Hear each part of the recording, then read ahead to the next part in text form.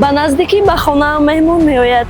мехоҳам бо қолинҳои зебову шоҳонаи мағозаи Қолинҳои Миллат меҳмонҳоро дар ҳайрат биёрам. пас биёед якҷоя ба ин мағоза медароем ку бинем чӣ хел қолинҳо дорад.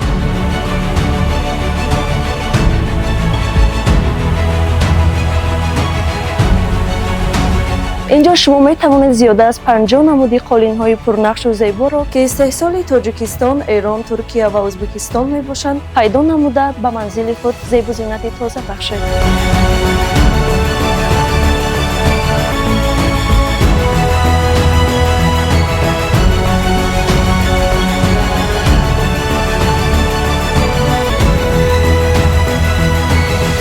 дар мағоза қолинҳои ватанӣ низ доранд ки бо нақшҳои таърихӣ бофта шудаанд.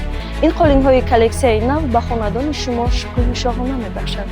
ҳангоми фармоиши қолин барои андоза гирифтан ва буриданаш ташвиш накашед, зеро қолинро ба манзили шумо ба таври ройгон бурда мерасонанд. марҳамат ба мағозаи Қолинҳои Миллат.